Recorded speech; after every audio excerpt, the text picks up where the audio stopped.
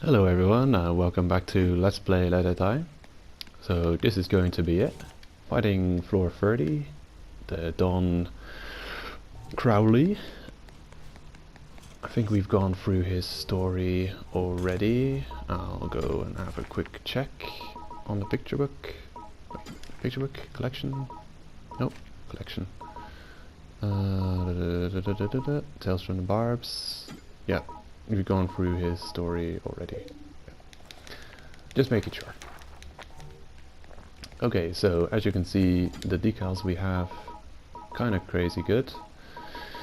Just gonna go and check if this will be the decals I'm gonna be using or not. Might just change up a little bit. I have to purchase a hat and a few other things. Come on, man. Oh, welcome back. Right, the weapons, here we go. Motorcycle will be one weapon we're going to be using. The drill arm. I'll purchase another tactical shovel to level up. The fencing helmets. And as I mentioned before, the boss is perfectly manageable with the second tier knight's armor as well. In fact, I think I leveled up the second tier knight armor to deal with a future boss. The next boss we'll be dealing with on floor 30 plus on my first playthrough of the game. So yeah, let's see. Fencing helmet. I could buy some other fencing stuff, but I don't want to spend all of my kill coins just yet. Right, looking alright. A Iron Claw S. I think we already have Iron Claws enough. So one thing to take into account with this boss, it has a random element to it, a dice roll, and depending on the roll of the dice, you might actually the roll of the die. There's only one, so depending on the roll of the die, you may get a nasty fight in front of you, dealing with haters as well as the boss. So you'll want to have some anti-hater things going on. Now there's two builds I'm going to be fighting the boss with. I'll be trying the motorcycle strategy, but also I'll be using the drill arm. So motorcycle or drill arm. You really just want a very powerful weapon. Anything with a lot of punch to it will work good on this boss. So I guess the problem with, well, problem's not really a problem, but the upgrading in this game is weird. A lot of DoD and and War Ensemble stuff will be at a very low strength level and will only increase in strength in tier 3. But the rule of the upgrades in the game is that tier 3 for any weapon will be requiring red medals. So tier 3 upgraded weapons, you'll need to be beyond floor 30 to be able to upgrade them. But you have to be able to beat floor 30 to get access to the upgrades. So a lot of weapons in the game are just not viable options to deal with just about any of the Candlewolf bosses. So yeah, Candlewolf is a weird change of difficulty in the game. It's a yeah, kind of a spike in difficulty. You'll need to find armor and weapons in Candlewolf that'll, yeah, you'll need to use the new weapons found on those floors and armor to deal with the challenges on those floors. So yeah, no dot or War Ensemble stuff will be working for you, or at least that's how the game used to work. Now the game has changed a little bit, but I'm pretending that it didn't. I'm in denial. Don't know why I'm talking with you again, especially since you do nothing but make me wait. Did I need to sell something to you? Yeah, possibly. There we go. This armor is good enough, maybe. I'd like to start the fight with a healthy set of armor, but it's almost healthy. I'll use it. It's fine. Let me out. Let me go.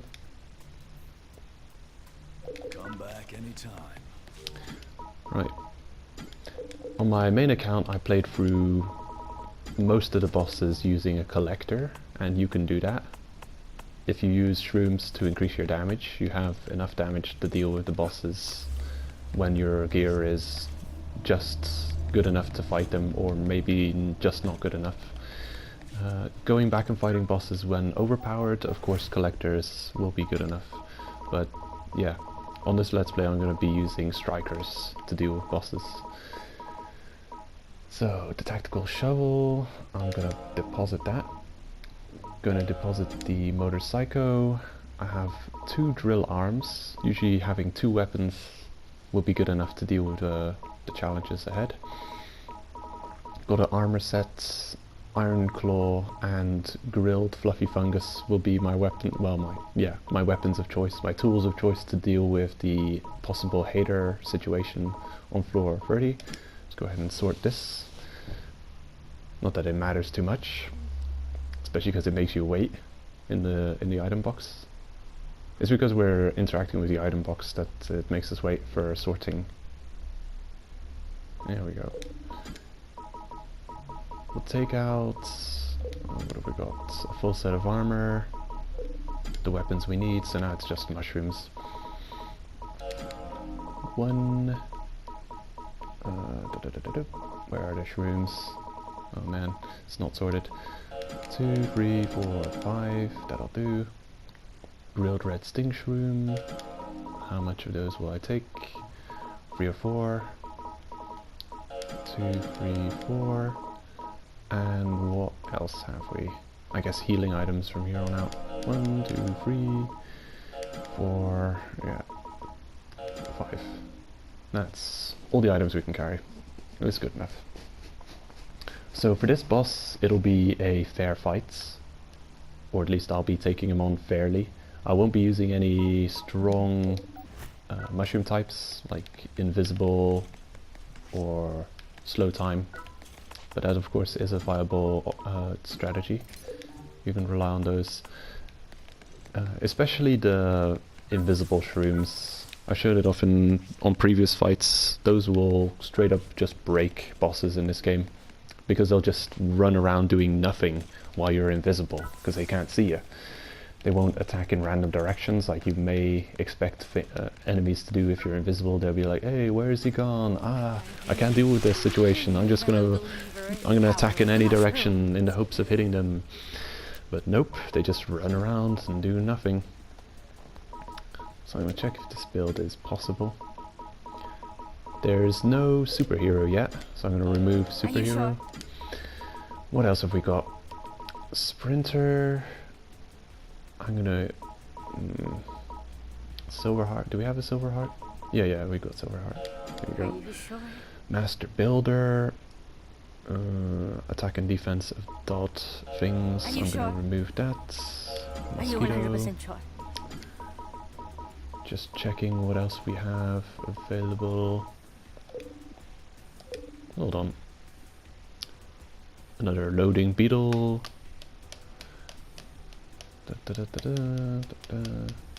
Come on. Come on. Get on with it. Okay, what do we got available? So, samurai, bloodsucker, marathon runner, dumbbell, silver hearts, mosquito. Okay, we do have the DIY enthusiasts. Yeah, we don't have the other one for increased damage. Is that here? Oh yeah, that's here. Yeah, master builder is what we were using, premium. Dumbbell maybe? Which decals have we got? Yeah, I might be using dumbbell. Sprinter as well. Yeah. I'll be equipping Sprinter Premium. The reason I'm using Premium is just to save cash, but all of these decals are available non-premium at this stage of the game. So you can go ahead and do that if you're if you're still playing through the first 40 floors. And what else? dumbbell, I guess. Do we have a dumbbell? Dumbbell premium? No?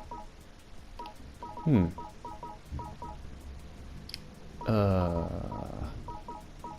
Well. Fantasy enthusiast. Damn it, I have to traverse another loading beetle to check if we can use the enthusiast. Well, bugger. Come on. Enthusiast? Yeah, we've got access to fantasy enthusiast. So I'll be using also fantasy enthusiast to increase our armor. There we go. 20% increased defense with a complete candle wolf set. Are you sure? Which we have.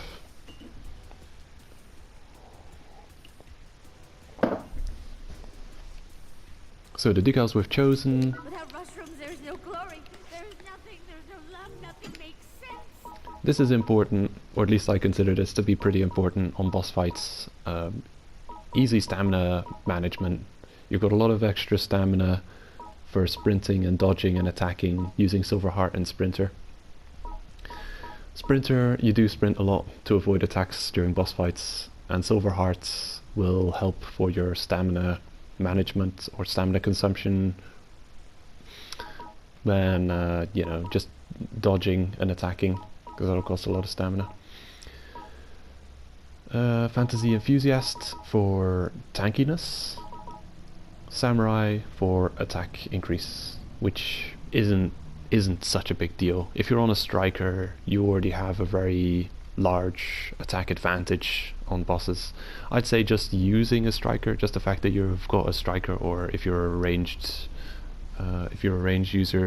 shooter, just being on the specialized attack class, well, the DPS class, will mean, yeah, you won't really need to have that much more damage, or at least for this phase of the game. 30 plus might be different, especially dealing with some really tanky bosses. You might want some better decals. Looks like we've got our items all set up. Oh yeah, there's one step I'm forgetting. Gonna drop that on the floor, pick up a life shroom and use it. Life shroom.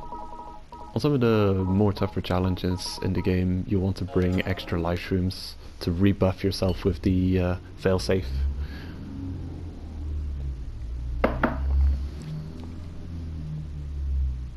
But that's very end game, I'd say. That would be beyond floor 40. Let's see where we go. Life shroom. We don't have rage yet. I'm not planning on dying, but I'm gonna check if we've got enough mouse shrooms just to accommodate that. So there's one. Any more? Yeah, that's 2, 3, 4. Yeah, we've got enough mouse shrooms. And we got golden mushrooms. So I'm gonna go ahead and get our rage just in case. Might not be able to make use of the rage move, because our weapon is not a very efficient rage move weapon. It's actually a dangerous rage move weapon. It's kind of like the hockey stick.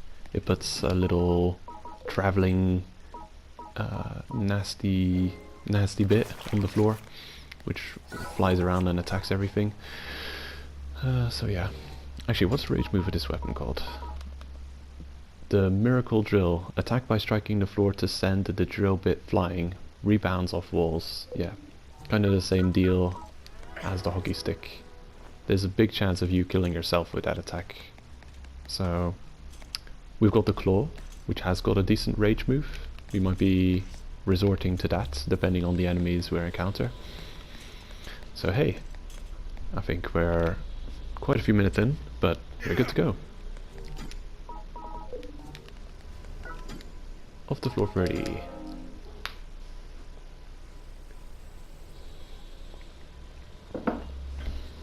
The main thing is, at the very minimum, for boss progression, bring fully healthy weapons and armor. You never know what's going to happen. And you don't want your armor breaking on you mid-boss fight, because that'll greatly increase your chances of getting wrecked and having to pay the cost for return. Of course, our fighter is fully equipped with premium decals, and no important decals. The gear they have is pretty expensive though, and as I've mentioned previously, when you're recovering a fighter, you should always ask yourself, is the cost of everything they're wearing more or less than the cost it would be to buy them back? If they're wearing more valuable things than the cost it is to buy them back, then you'll definitely want to pay the money to buy them back. If they've only got a few bits and pieces on them that's you don't even care about, if their decals aren't great, then yeah, you can go ahead and defeat your haterfied fighter. If you haterfy on a boss floor, your fighter will move to the nearest available floor.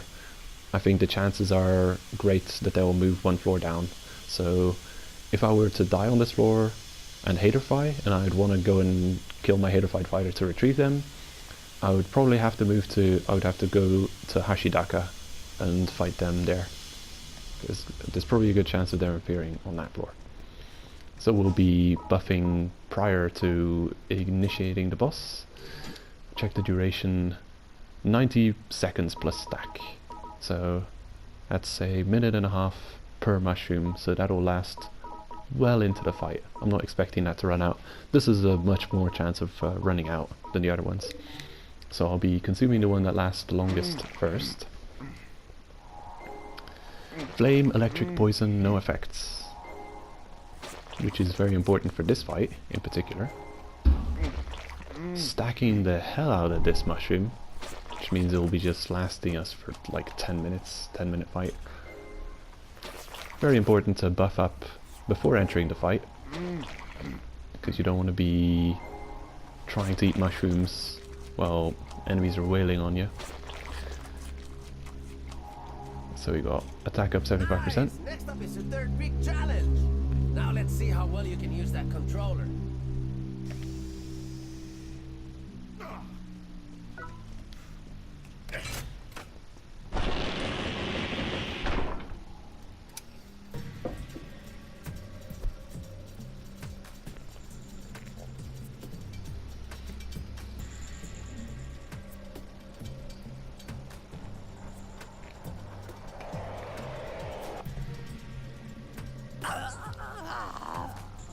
I have been waiting for you, O brave warrior.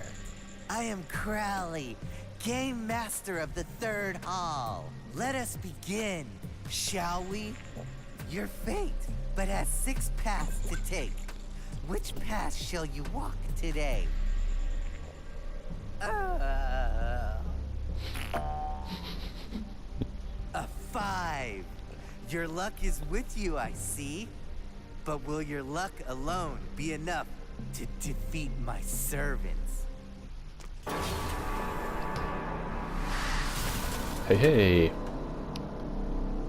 I love how stylish the designs for the bosses are. Try to avoid that wizard's flame and lightning at The times. introductions. Alright, we're lucky for this turn. We didn't get a single hater. We just had a bunch of minions. So I get every roll he does. Oh, look at the eyes glowing on the portrait. Every time the eyes of the portrait of Crowley grow, it indicates there's another, another spell he's casting on you. Taking a nice amount of damage from these guys. Also, we can one-shot everyone. Get wrecked. Don't you dare. I'm gonna just keep this guy alive and run around for a minute or two. See if the eyes glow up again. There they go. So the next spell is coming. Ooh. Hey. Screw you.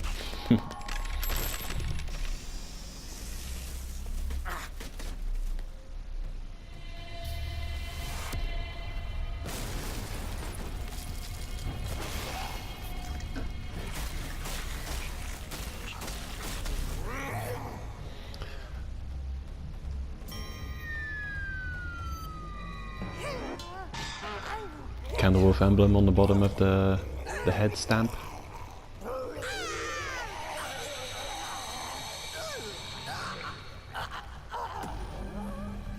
Your true battle lies ahead. Soon we will discover just how legendary of a warrior you really are. Oh no.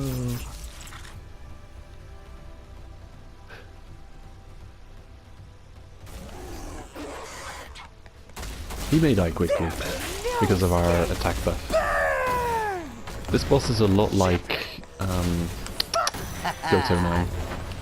I don't know why I took damage from that lava attack. You are no warrior.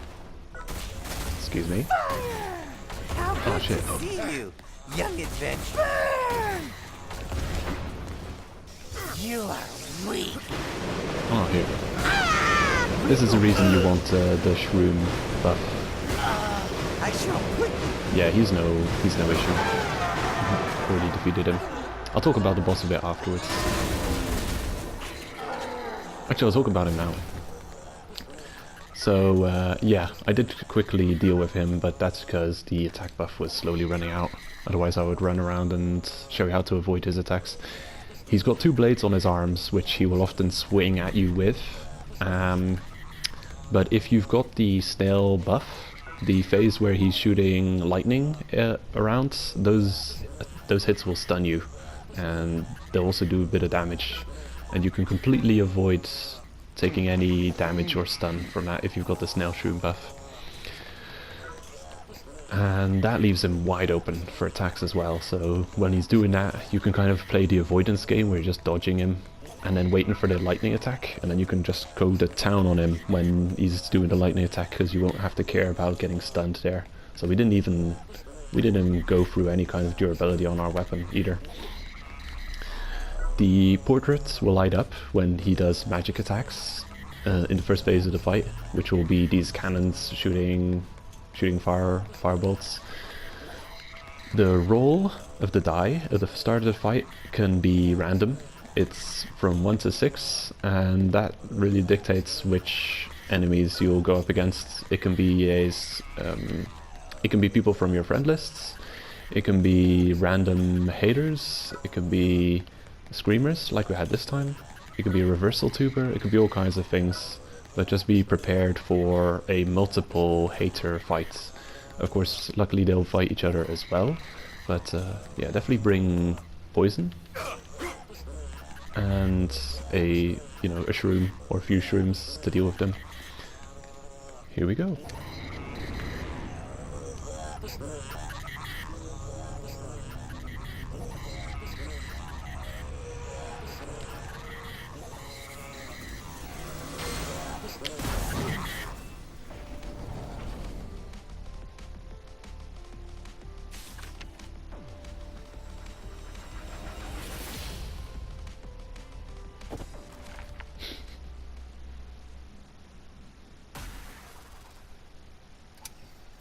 Your soul burns bright crimson, truly the sign of a great warrior.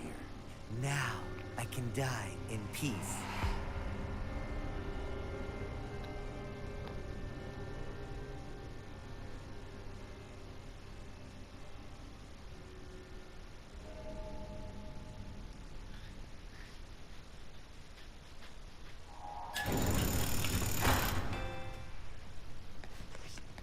Alrighty. Hooray. This can be kill coins or materials from the zone. The Dawn of the zone will tend to drop the grade of materials equal to what you'd find in the zone, but also the style of material from the zone. So from Max you'll get dot blue, from Jindai wait a minute, no, not Jindai. From Jackson, you'll get War Green. From this guy, you'll get Candle of Black. And from the next Dawn, you'll get Milk Red. It's always the grade properly according to the area you're in, and also the type according to the zone you're in. So this could be a good farming spot for Candle of Black. You could combine it with 23rd floor. So you can go floor 23 and then kind of continue on to this floor. but then the fight is slightly tougher, so depends if you're geared enough to make it an easy encounter. Congratulations! Let me snap a photo to commemorate your third large stamp.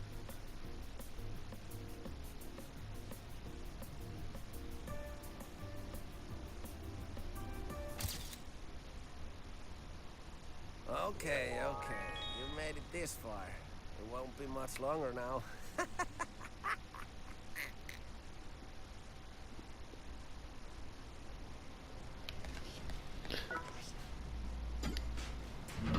Hooray! Running a bit long on the episode. I might have to make a little bonus extra using the next build I was planning to use, which was the initial Zerg or Gank build. I think who was it? Kotinsky had a video on it using that strategy with the motorcycle rage move tactic to deal with this boss. It may have been Kotinsky, may have been someone else either. Don't remember 100%. Senpai, you've come a long way. If you fell from here, it'd be a certain death.